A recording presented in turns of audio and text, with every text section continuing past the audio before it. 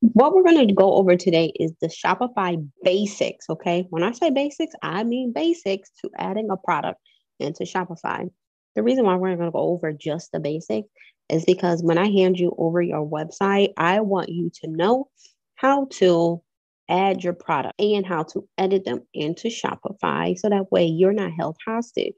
What I mean by being held hostage is when you can't do anything to this website without hiring someone. And if you don't want to do it and you don't want to add your products or change it and you want to just pay someone, completely fine. I have clients that do that.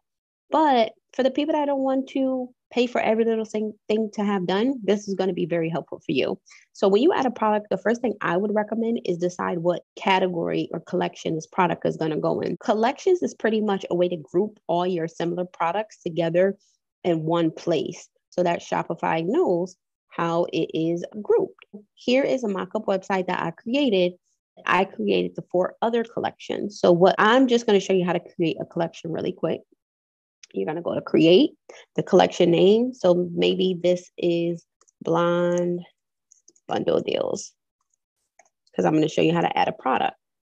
And I like to do manual. I don't like to do automated. I'm going to do a part 2 to this. If people want to know how to add collection and products more advanced, put a comment below. I'll do another video, but for right now, we're going to do the basics. And the basic I like to do is manual. That means that every product that you add into Shopify, you're going to have to manually add it to the collection. Automated is a way that Shopify will do it for you, so that way you don't have to do it. But we're going to do manual. We're not going to add a collection image and we're not going to add a description. The reason, again, is because this is the basics.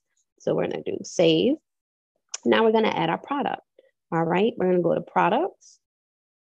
Now you see I already have products here created, but we're going to add a blonde bundle deal with a closure. So we're going to do blonde bundles with frontal deal. The title, you do not want to be fancy on the titles. And I'm going to tell you why is because the titles and the description allow Google or a search engine to comb through your website and find the product that someone is looking for. If you have what they're looking for, they will recommend your website to the client. When you start adding all these fancy words, you start adding a lot of words that maybe a lot of people don't understand, you're not going to really rank high. I like to use a rule of thumb is if a first grader could read it and understand it, pretty good. So I'm not going to add a product description here. We are just going to do mock-up description.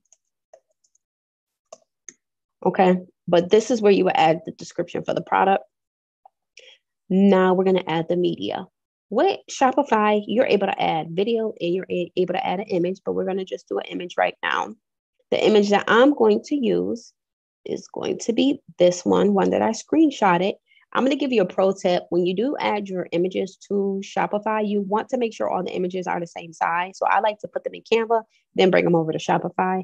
I like to use a 1080 in Canva, then I like to bring it over to Shopify.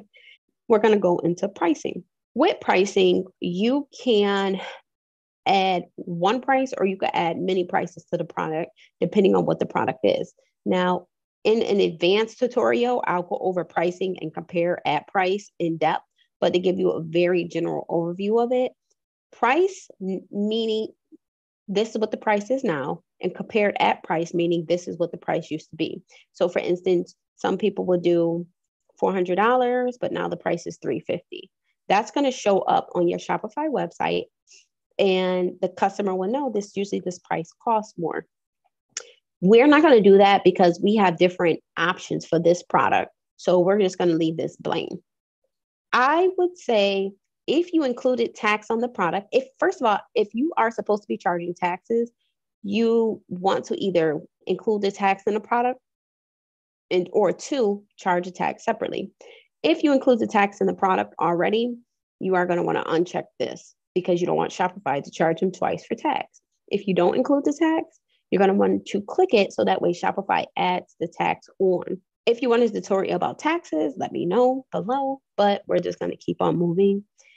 Okay, so cost per item, we're not going to do because this has multiple variants and we won't be able to use this feature, but cost per product pretty much allows you to put in how much the product cost you, and then Shopify is able to determine if you're going to make a profit or not.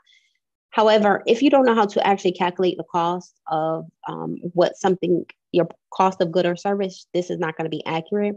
If you want to know how to price your products, I do have a webinar, how to price your products, and comment below and I'll let you know how to get it.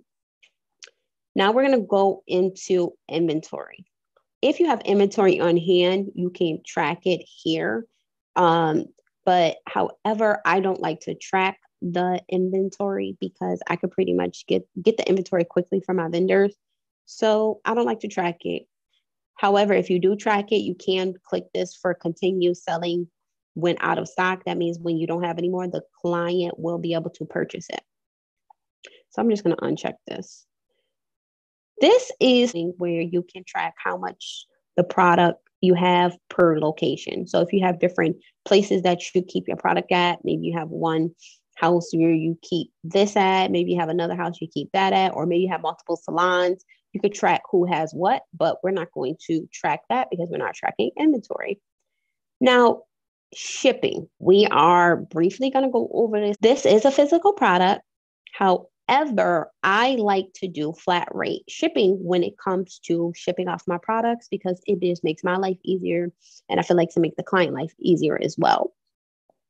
I feel like when you are checking out, the quicker a client can check out, the better conversion you'll have when it comes to them making the final purchase. So I like to do flat rate shipping because if you don't, the customer is going to have to enter in some information for them to get the correct shipping cost. But I'll do a part 2 of this to go over the more advanced features. So we're not going to use the weight. We're not going to use custom information because we don't ship internationally, or I don't ship internationally for this tutorial. And then we're going to go to the options. This is where you'll put the different options as far as the length, the pattern for the product. What we're going to do is we're going to put in length. And the lengths that you are able to get is, let's just say 18 inch, 20 inch, 22 inch, plus a 18 inch closure. All right, so that's the first option. The second option would be a 20 inch, 22 inch, 24 inch, plus a 20 inch closure. The third option would be, and you can do as many options as you want. I'm just going up to 3. 22 inch, 24 inch, 26 inch, plus a 22 inch closure. Oh no, this is a frontal. I forgot frontal. All right. Now, you can add as many as you want. I would just like to keep it simple for this video. When you scroll down, you're going to then add the pricing. So let's just say this one is 500. This one is 525. And I'm just guessing 540, right? We're not tracking the quantity. We're not putting in the SKU, the barcode, any of that. And then we're going to scroll up. We're going to add it to the collections that we created, blind bundle deals. And we're going to make it active. You could draft it if you want to save it again, save it for later, or you can schedule it. So maybe you want this product to go on the market next week. You'll just schedule when it comes available. And that is it. We're just going to click save. Now we're going to view it on the website. And you'll see our product is here. Very, very simple.